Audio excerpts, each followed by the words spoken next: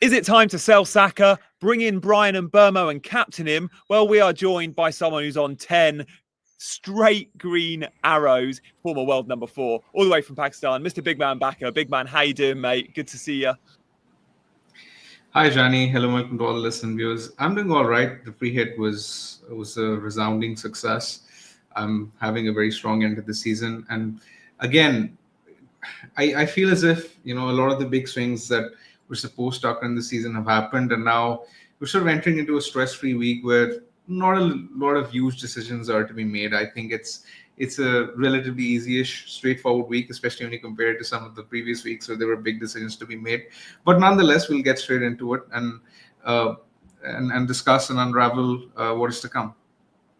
Guys, if you are joining us today, hello to all our chasers. Do drop a comment in the comment section. There's no chat today because we're doing things a little bit differently on Chasing Green Arrows. It's a pre-recorded video, a team selection. This is quick fire. It's going to be 15 minutes only. We're still, of course, doing our streams later in the week. But if you're enjoying the video, want to show support for the channel as we mix things up a little bit, please hit the like button, drop a comment, we'll get back to you, and also subscribe to the channel. So let's not dwell on it for too long, big man, but we've got to just check out your free hit score of 91 points. The reason I don't want to dwell on it too long is I wasn't on free hit. But if you were, every player did hit. You must have been very, very happy with this because you were umming and ahhing on a couple of players. And pretty much they all hit other than Raul Jimenez and Cole Palmer. Oh, and Kluivert. Yeah, I mean, it was a resounding success. I mean, 91 points. I remember we had this discussion last week. We discussed, the potential number of points I was expecting. I said anything above 70 would be great. 91 was, unreal. It was a rough week for people who didn't free hit. Some of the swings were brutal. The likes of Trippier, Cunha, Sessegnon, Luis Diaz, Jose Sa, Cucurella, Sanchez, all these guys performed really well. Ait Nouri as well. And a lot of non-free hitters did not own these players. So I think that was the difference between it was actually a season-changing week for a lot of people. And I'm glad I ended up on the positive side of variance. And I can only consider myself lucky to be in this position. Yeah, I mean, I didn't own most of those players you just mentioned, and it has been absolutely brutal. I do have Thursday night gang in action. I've got Mbeumo, I've got Visser, I've got Collins, and I've got Nico Williams. I've got 4 players to play in that fixture, which isn't great, so I don't fancy huge points. But yeah, let's have a look then at your team moving forward, big man. The chip strategy is going well. The template chip strategy has gone very, very well. You look at your team this week, a lot of players at home with very good fixtures. You've got an all right bench in place. Firstly, before we talk about Brian Mbeumo, because we've hinted at him in the intro, and we're going to talk about captaincy later, guys, so stay tuned for Saka and Mbeumo chat. We'll get to that in a minute. Just want to ask you about Evanilson. Like, what do we expect to Bournemouth to appeal this? Is it likely that he's going to be an immediate sell for you if it's unsuccessful? Where are you at with Evanilson in that spot? So firstly, news has just come out that ban has been rescinded. So Evanilson is available to play in the remaining fixtures. And I think for all intents and purposes, he will be in my team for the rest of the season. I may not start him this week, but I want to have him in place. I mean, the 36 fixture, Gameweek 36 fixture at home to Aston Villa is nice, but particularly the one in 38 at home to Leicester is one which really, really appeals. And currently, there are not too many forwards in that price range that appeal. So I think Evanilson could be, just a nice hold for a while. I want to touch a bit on the rest of the team. The fixtures appear to be nice, but then again, I'm a bit concerned in particular about my Arsenal assets. So Arsenal generally, when they have a home fixture, their clean sheet odds are very, very high. Their attacking probabilities, the projected goals are very, very high. That isn't the case this time, and I'll explain why. They lost 1-0 to Paris Saint-Germain at the Emirates in the Champions League, and now they're playing in the reverse fixture next week. And this fixture against Bournemouth comes right in between at a time where Arsenal have nothing to play for in the league. So I'm fully expecting mass rotation in the league. I'm almost confident Saka won't start the Bournemouth game. I think Kivor and Saliba may start simply because Arsenal don't have the depth to cover at centre back. I do think both of them will start, but then again, I can't be 100% sure. My point being that even though that fixture alone appears to be good at home, I'm not expecting big returns from the Arsenal guys. And by extension, it also means that I'm a bit reluctant to bench Evanilson as well. But I do think that the rest of my attackers are simply better picks than him and have better fixtures. So I think I will probably resort to benching him. I have to figure out, I have to figure out, like a lot of people, the bench. And I think there's major benching dilemmas, Martinez and Konzak. And I think I will probably end up starting at least one of them, if not both, this week. One of them could start over Henderson. I think you look at the clean sheet odds, Aston Villa are 32%, Crystal Palace and Arsenal both are 30%. So Aston Villa's clean sheet odds are generally superior. And whenever I'm sort of in this kind of situation where I don't know what decision to make of the 50-50 call, I generally tend to prefer the guy with the better market odds. So that's why I might prefer going with, let's say, Martinez over Henderson. If I'm confident in keywords minutes, I may leave it as it is, because then again, I'm a bit reluctant to double up on the Villa defense. But I do think that in isolation, that's probably the best move. So it's something I will definitely consider. Cool. Benching dilemmas are plenty. I hear you. I'm surprised to hear 30% clean sheet odds for Arsenal, which is even lower than Aston Villa at Fulham. And it's purely down to that mass rotation. We'll talk about Saka and Arsenal rotation in just a sec, but to go back to your bench point, I mean, Evanilson now, as you rightly point out, I can't believe as we're recording this, here literally breaking news that Evanilson, isn't going to be suspended and that's been rescinded. Does that mean I can have my 7 points back for Kepa that I lost? Because I was on Kepa 10 points in the 95th minute and end up only with 3. And I'm pretty sure if Evanilson stayed on the pitch, United don't score. Yeah, not that I'm bitter. Evanilson starting for you, knowing those clean sheet odds for Arsenal are low, knowing Evanilson's feeling a bit sore. I guess for you, it's between Sarr, Evanilson, and Rodgers. It's start 2 of 3. Is that where you're at? If you were starting Evanilson, who would you drop out of those attackers? Would it be Sarr or Rodgers? I think it's a very tricky question to answer. I just think that because of the home fixture, both Rodgers and Sarr are clear of Evanilson. Yeah. That's why I don't think I'll be starting Evanilson, even though I expect Arsenal to rotate heavily. So I've sort of resigned myself to benching Evanilson, and playing him is not exactly a big consideration. I'm more concerned about Martinez and Konza and whether to bench Henderson and whether to bench Kiwior. Currently, I'm leaning towards playing both, but I'm not sure how it ends up. Obviously, a lot of this will depend on team news circulating before the deadline as well. So when we do the live stream on Friday before the deadline, I can obviously let you know what I have ended up with. Apart from that, the squad looks fine. I now want to sort of come to my transfer, which is one you sort of alluded to earlier. Now, Saka is someone a lot of us bought in Gameweek 33 ahead of Arsenal's double. Turns out he got subbed in the first game around the 58-59 minute mark. Then in the second fixture, he didn't start at all. He was benched. So he's been a very poor buy. I guess a bit of that has come down to luck as well, simply because of the fact that he picked up that ankle knock against Ipswich. But irrespective, that's sunk cost, right? I now have to make a decision on the basis of what is ahead of me. And I want to look at this week's fixture. I'm not expecting him to start. In Game Week 36, he's playing Liverpool away, which again is not a fixture where I'd expect big returns. In Game Week 37, he's playing Newcastle at home. In Game Week 38, he's playing Southampton away. Now, Game Week 37 and 38 are weeks where potentially I would want to own him. But is it enough for me to hold on to him for 2 weeks?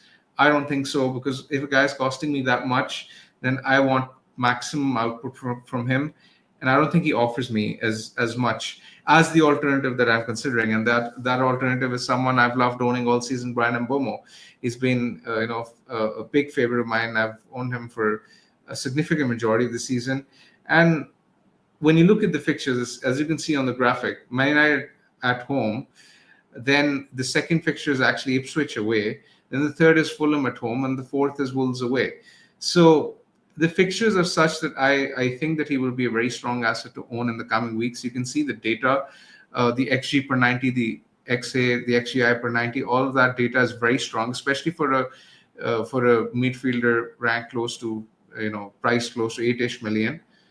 And I mean, 25 goal contributions is just insane. So I want him in my team this week. I see big points from him in the coming weeks. I want to end the season with him. And I think another point to mention here is that it is very likely that if I buy him, I will probably captain him because I'm looking at Mbeumo at home to Man United as the optimal captain this week. Oh, I like that. Yeah, well pointed out. We've put next fixtures there. Man United, Fulham and Wolves are accurate, but I mean Leicester, Ipswich, Southampton. What's the difference? Like, I mean Leicester are the weakest, yes, but you know the newly promoted teams there, slight error on the graphic. But I'm with you. Like he's been amazing. 25 goal contributions, and no one scored more. Only Salah has scored more FPL points. In fact, Mbeumo's FPL points total is over 200. It's I think something like 210, and last season Salah got 211. Like. And Mbeumo's going to beat Salah's season from last year, this year, and which is just amazing for someone that plays for a team like Brentford. Although we'd always call them big chance Brentford, one thing they do is they always will create big chances, and it's why Visser and Mbeumo are so good. Big man, let's talk about their opponents this week, though, because Man United, they're going to play the kids, aren't they? We talk about Arsenal rotation between Champions League games. Arsenal turnaround is Tuesday, Wednesday, and maybe we'll come back to that in a sec, but Man United is Thursday, and Amorim has pretty much told us like there's going to be mass rotation. So Mbeumo is going to be playing up against a lot of the second string, which is even more reason to consider him for the armband. Let's have a look at your team and see your other captaincy options. But you're pro Mbeumo captain at the moment, are you? Yes, I am, and you've sort of stolen the words right out of my mouth. I think the fact that United will be playing a depleted team against someone like a guy like Mbeumo in form, I can just see big points there. I generally do. And I guess the other realistic alternative I'm considering is Marmoush. I don't think I will captain Salah. Chelsea at home have proven to be a stingy defense of late. If you look at their underlying data, we did bring that up on Chasing Green Arrows last week. Chelsea at home is not a fixture I would want to target for attackers, so it's pretty much between Marmoush and Mbeumo. And I think I would rather go with the guy playing in midfield on penalties, completely nailed for 90 minutes. I can see City doing well against Wolves as well, but I'm potentially looking at Mbeumo and thinking this might be a 15-pointer in the offering. Well, with Marmoush, it's probably likely to be an 8 to 9-pointer, and I'm sort of happy to take that extra level of risk when it comes to Mbeumo. I'm also at Mbeumo for captaincy, and I do have him already in my team, so I've not got to worry about a transfer. But and he has already gone up in price, by the way, this week. We're recording on Wednesday. He went up, I think, on Tuesday night. But do save your transfers because there is still a chance we get double game week announcements. And if we did get double game week announcements, big man, let's say we were to hear that, I don't know, Crystal Palace is a bad example because you've already got the triple up. If we were to hear there's a team that gets a double game week with a good midfield FPL option and they've got a good 35 fixture and a double in 36, would that mean you don't go Mbeumo? I would love to know what that team might be to answer the question. Exactly. But I'm struggling to see scenarios where this transfer isn't optimal in all scenarios. Yeah, right? It's the running is great. It's not just for this week, is it? You look at teams like Ipswich, Fulham and Wolves. Yes, please. Exactly. And the fact that I consider him to be the best captaincy shout this week, right? So it's a combination of a lot of factors, which is why I think this is a transfer which is very likely to pay off. Even if there's a double game week announcement, I don't think this plan will converge. I think it's something that I will most probably go ahead with. Yeah, okay. We'll come back to Saka in a minute because I want to just push you on that in terms of do we think he starts or not? Because a lot have got this headache. But before we get there, ask him for a friend. If you owned Kevin De Bruyne and we were to get a team leak to say he starts, remember Man City is the deadline game on Friday. We'll be doing a deadline stream. Is De Bruyne the best captaincy option this week if you own him? I don't think so. I think you just weigh up the minutes. Even if De Bruyne is starting, I don't see him getting 90. Mbeumo is definitely going to get 90. De Bruyne is probably going to get close to 70, 75. He's a great differential to have, and you must be happy if you own him. If he's starting as a differential, but I don't think I would go anywhere near captaining him personally. Yeah, fair play. Guys, if you've enjoyed this video, by the way, don't go anywhere. We've still got another 5 minutes, but please hit that subscribe button. We really want to get to 10K subs by the end of the season. And if you've ever watched Chasing Green Arrows before, you'll know we've brought you a huge amount of live content through the years. We're mixing things up. The live content is still around. We're doing Mondays and Fridays. We're doing Saturday morning deadline streams when possible. But we'd love you to hit that subscribe button and like and drop a comment about your captaincy call this week. There's going to be loads on Marmoush. There's still going to be loads on Mo Salah, by the way. I'm with Bigman. He's not one for me this week. But Saka and selling him, Bigman, that is going to be tough. So when we go to that Saka graphic and we see the rotation that we've seen from him, I think many assumed Arteta would have given him more minutes. But what we've seen in some of these games, like that 56-minute sub in Gameweek 33, he picked up a knock. And Saka continues to do this. Now, there is a good chance that PSG game comes with 120 minutes. Not a good chance. There is a slim chance. They could go to Paris and need 120 minutes from Bukayo Saka. It would be foolish, surely, to play him versus Bournemouth, knowing they might need 120 minutes from Saka next Wednesday night. But the turnaround is Tuesday, Wednesday. It's not Wednesday, Tuesday, like the other teams, like Inter Milan, for example. They got the Wednesday, Tuesday turnaround. They're chasing a league, and they're probably still going to have to rotate.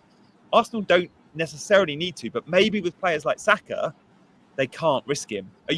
How confident, if you were to put a percentage on Saka starting, are you? Are you 70, 80%? I'm probably 55, 60. I don't think he will start, but I definitely, I'm not, I can't say it with any certainty.